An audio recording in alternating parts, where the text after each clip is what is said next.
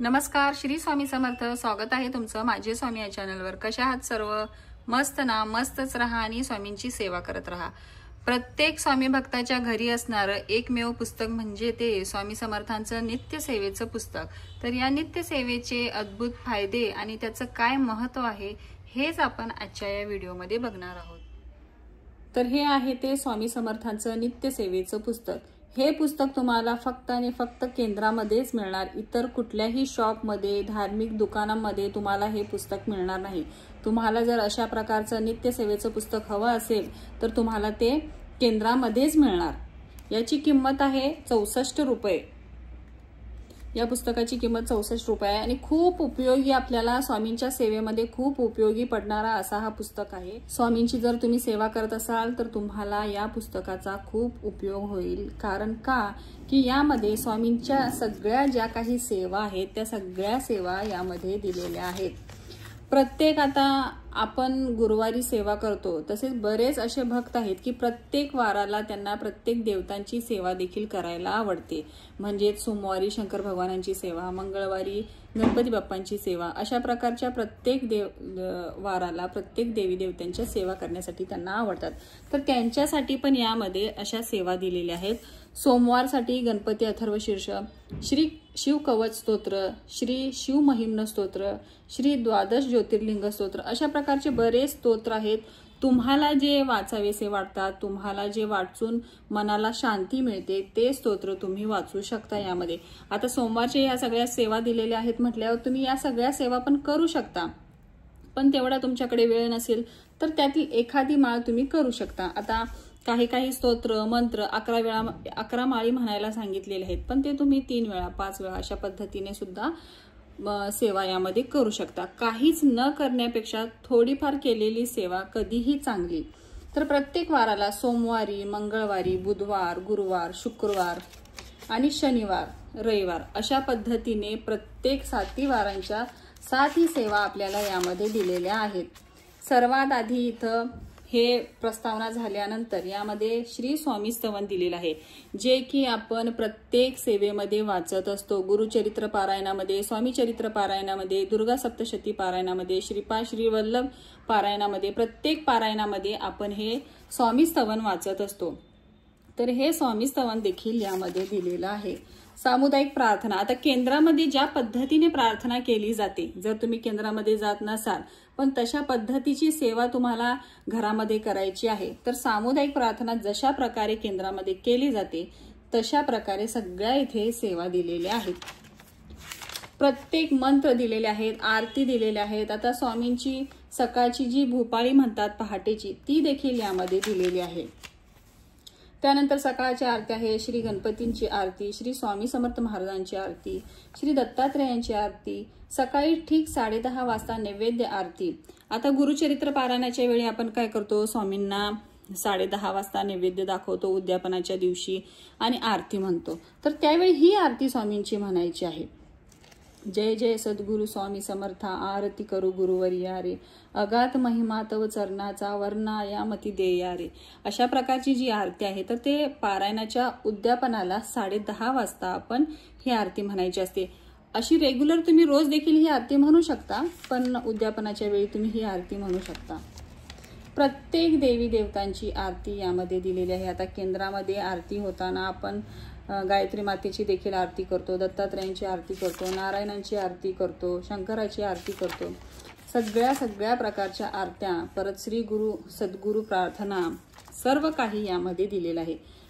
आता मंगळवारी आणि शुक्रवारी आपण सेवा करत असतो महालक्ष्मी मातेची. महालक्ष्मी मातेच्या सेवेमध्ये सगळ्यात महत्वाची आणि उच्च कोटीची सेवा म्हणजे श्रीसूक्त. श्रीसूक्त देखील यामध्ये दिलेलं आहे. ते श्रीसूक्त जर आपण रोज वाचत राहिलो, आता आपण मोबाईलमध्ये जे बघतो आणि पुस्तकामधून जे आपण वाचतो तर ते लगेच पटकन आपल्या लक्षात येतं किंवा वाचण्यासाठी सुद्धा देखील आपल्याला सोयीस्कर वाटतं आणि पाठ देखील लवकर होतं. तर हे श्रीसूक्त तुम्हाला रोज वाचून पाठ देखील होऊन जाईल. पहिल्यांदा जेव्हा वाचतात त्यांना खूप अवघड वाटतं, पण नंतर जसं आपल्याला आपण रोज याचं वाचन केलं की आपल्याला काहीच हे अवघड वाटत नाही. त्यानंतर आपण अभिषेक घालतो स्वामींचा. गुरुवारी आपण अभिषेक घालत असतो, रोज अभिषेक घालत असतो, एखाद्या सणावाराला देखील आपण स्वामींचा अभिषेक घालत असतो. तर अभिषेक घालत असताना आपल्याला पुरुष सूक्त हे म्हणायचं असतं. तर ते देखील यामध्ये दिलेलं आहे. पुरुष सूक्त त्याबरोबर श्री सूक्त हे दोन्ही म्हणून आपल्याला अभिषेक घालायचा असतो. तर हे दोन्ही देखील यामध्ये दिलेले आहेत. खूप म्हणजे खूप उपयुक्त असं हे स्वामींच्या नित्यसेवेचं पुस्तक आहे. परत यामध्ये श्री स्वामी चरित्र अवतरणिका हे देखील दिलेलं आहे. हे देखील तुम्ही गुरुवारी वाचू शकता. जर तुम्हाला स्वामी चरित्र पूर्ण वाचण्यासाठी वेळ नसेल तर तुम्ही श्री स्वामी चरित्र अवतरणिका हे देखील वाचू शकता. तुम्ही एक नियम करा, एक संकल्प करा की यातील एखादं स्तोत्र किंवा अशा प्रकारची अवतरणिका म्हणा किंवा मंत्र म्हणा किंवा रोजच्या ज्या काही सेवा आहेत त्या सेवा संकल्प घेऊन तुम्ही करायला सुरुवात करा. याचे नक्कीच तुम्हाला फायदे होणार आणि अनुभव देखील दिसून येणार. त्याचबरोबर गुरुचरित्र अवतरणिका देखील यामध्ये तुम्हाला दिलेली आहे.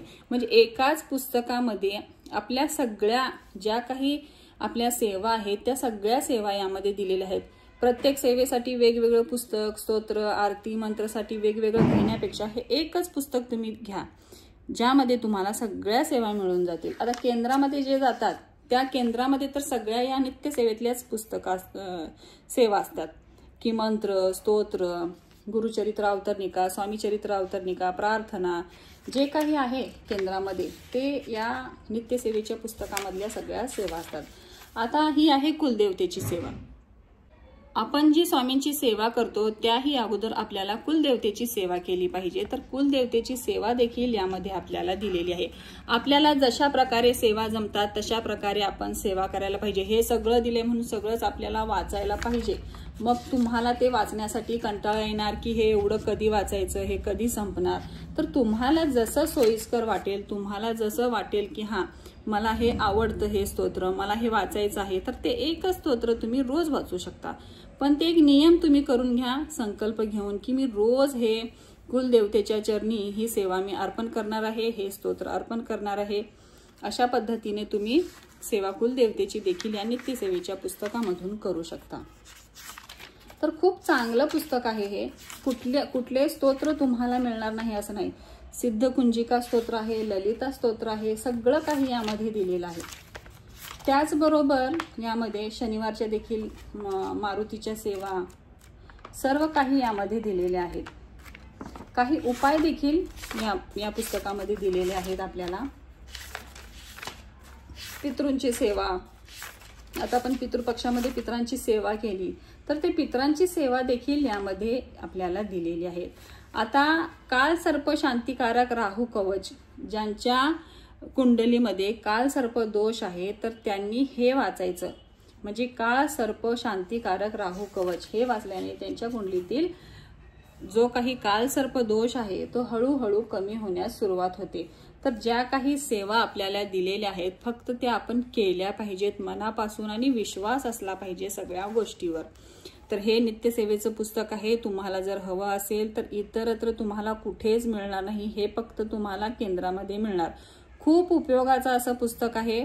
नक्की तुम्ही घ्यावं आणि यामधल्या सेवा तुम्ही करा. घरामध्ये खूप फरक पडतो. प्रत्येक अडचणीवर, प्रत्येक संकटावर, घरातल्या इतर अडचणीवर तुम्हाला यामधील ज्या काही सेवा आणि स्तोत्र आहे त्यांचा खूप म्हणजे खूप प्रभाव तुम्हाला दिसून येईल. तर आजचा व्हिडिओ इथेच थांबवते. आजचा व्हिडिओ कसा वाटला तुम्हाला नक्की कमेंट करा. तुम्हाला नित्यसेवेवर किंवा नित्यसेवेच्या पुस्तकावर आणखीन जर व्हिडिओ हवे असतील तर कमेंटमध्ये ते सांगा. आणि एक तुम्हाला सांगायचं आहे, मंदिराचं लाईट थोडं खराब झालेलं आहे त्यामुळे लाईट बंद ठेवलेलं आहे. तर आजचा व्हिडिओ इथेच थांबवते. तुम्हाला आजचा व्हिडिओ कसा वाटला नक्की कमेंट करा. व्हिडिओ आवडला असेल तर चॅनलला लाईक, शेअर आणि सबस्क्राईब देखील करा. तोपर्यंत सर्वांना श्री स्वामी समर्थ.